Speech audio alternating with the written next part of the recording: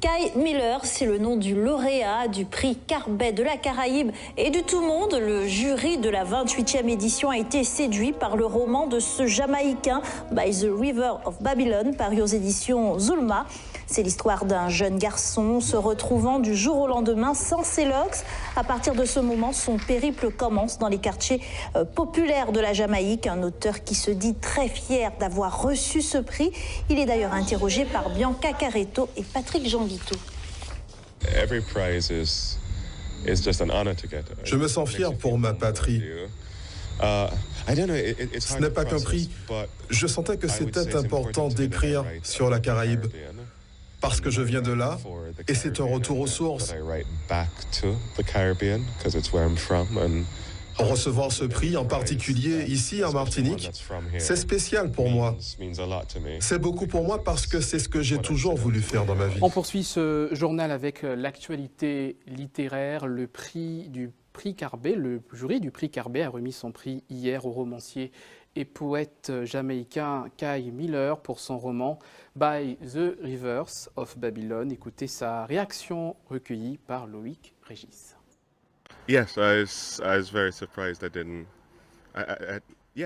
Oui, j'étais vraiment agréablement surpris. C'était carrément un choc même. Mais c'était un beau moment et un encouragement pour continuer d'écrire. C'est difficile d'expliquer ce succès. Je n'en reviens pas. Je pensais que c'était mon dernier livre et je me considère d'ailleurs plus comme un poète. Mais je pense que comme l'histoire que je raconte dans ce livre vient de faits réels, cette histoire vraie peut plaire et c'est ce que je voulais raconter. Qui nous sommes, nous, peuple de la Caraïbe. About who we are as Caribbean people and some of the things that we need to do.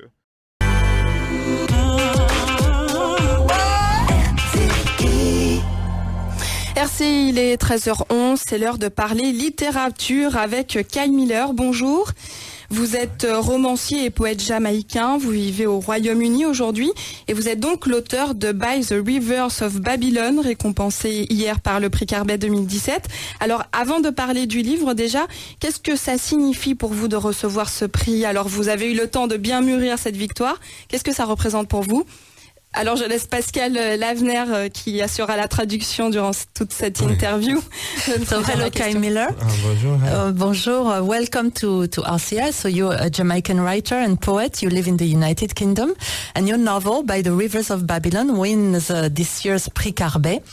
Before talking about the book, how do you feel about receiving this prize? One night has passed, hours too, and you had a little time to think about it. Yeah, I'm overjoyed, overwhelmed.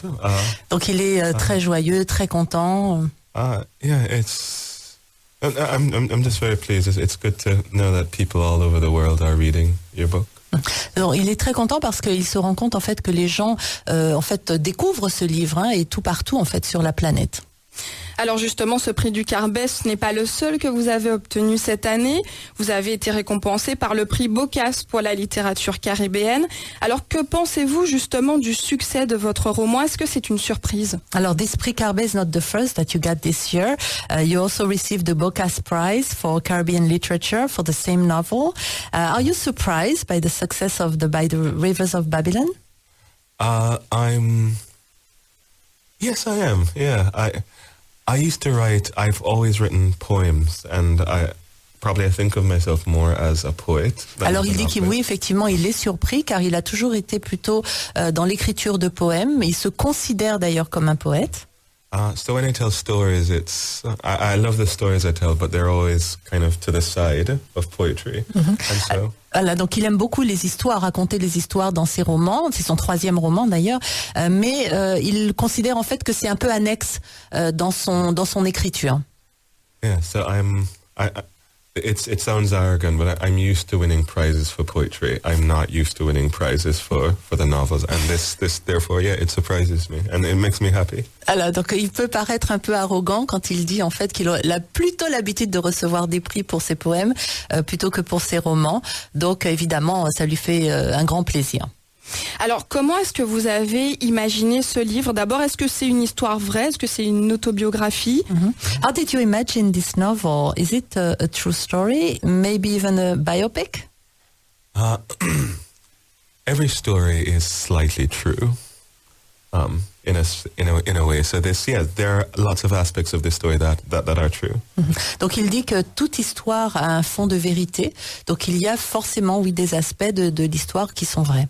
Alors lesquels correspondent à votre vie justement, à votre passé? Which parts would be true and would tell something about you? Yeah, I'll tell you. There are two stories that I'm trying to tell. One is the story of a little boy who gets his dreadlocks cut off, and a lot of things happen because of this. And that is the story of my friend, another Jamaican poet, Aishan Hutchinson, who when he was a kid, he went to school and the teacher cut off his dreadlocks and lots of bad things happened. Donc le premier aspect effectivement c'est l'histoire de ce petit garçon qui va aller à l'école et là où on va lui couper en fait ses dreadlocks et c'est effectivement l'histoire vécue par un de ses amis qui a vécu cette histoire, vécu cette expérience à l'école. Alors justement à travers cette expérience on découvre grâce à la grand-mère de ce petit garçon qui s'appelle donc Matifi, enfin la grand-mère s'appelle Matifi, le garçon s'appelle Kaya, on découvre donc la naissance de la religion Rasta.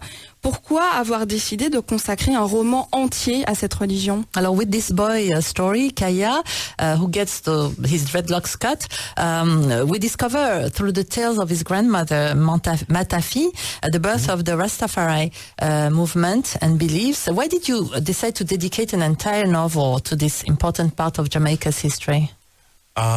Because the man which is the other part of the story I'm telling, the story of Alexander Bedwell, who in 1930 he was a famous preacher in Jamaica and he said he was going to fly and they locked him up in the mental asylum because of this.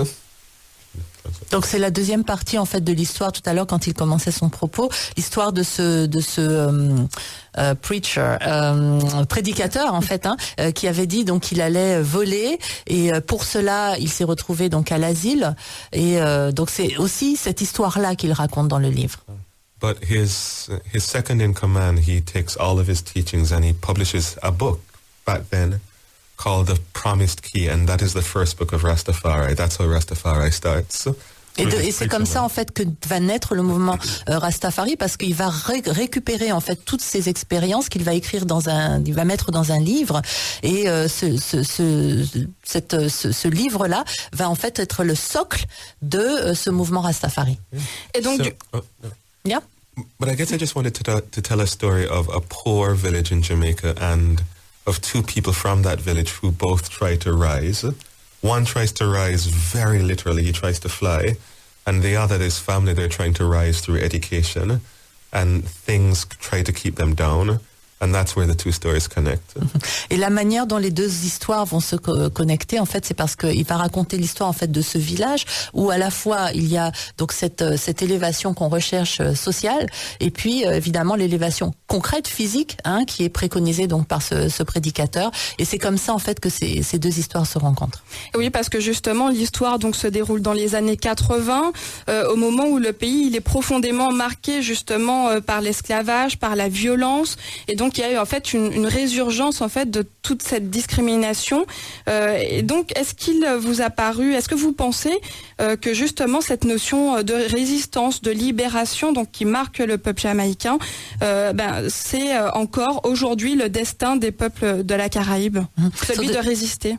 This story takes place in the 1980s when Jamaica is deeply showing its scars from slavery with violent outbursts. Do you manage to show through the grandmother's stories the way the people rise up, their consciousness, and the way also they resist as well? Do you believe that the Caribbean people are still in this quest and this fight for resistance and freedom and liberation? Yes, 100% yes. But we lose it in different ways or we're not conscious of it. So like that story keeps on happening today. Even a month ago in Jamaica, a teacher grabbed a boy by his hair and cut it off, still today. Donc absolument 100% d'accord. Mais malheureusement, il constate qu'il y a quand même une perte de cette conscience de ce mouvement. Et récemment encore, il raconte en fait qu'un professeur a également coupé les dreadlocks d'un jeune à l'école. Pareil, c'est l'histoire du livre en fait qui se répète. And she said, the teacher, that she was cutting off his hair because he didn't obey the school rules, because he didn't look neat, because he didn't look tidy, there was no decorum. She's saying all of these reasons. Et pour les raisons en fait du professeur, c'est parce que le jeune n'avait pas respecté les règles, le règlement intérieur, n'était pas présentable. Donc ce sont voilà encore les raisons qui perdurent en fait. Yeah, but what is obvious is that she wouldn't cut off someone's hair if it looked differently. That what was offensive was African hair, was black hair looking that flamboyant. Et ce qu'elle ne supportait pas, c'est effectivement l'aspect en fait de ses cheveux naturels.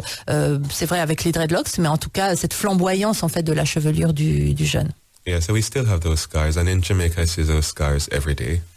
Et la Jamaïque continue donc avec ces cicatrices, ces blessures qui perdurent donc. Merci beaucoup Kay Miller. Je rappelle que vous êtes donc romancier et poète jamaïcain et que vous êtes donc l'auteur de By the Rivers of Babylon, récompensé hier par le prix Carbet 2017. Merci beaucoup d'avoir été l'invité de ce journal et merci à vous Pascal Lanner d'avoir assuré la traduction. Pleasure. Merci beaucoup. Thank you very much Kay Miller.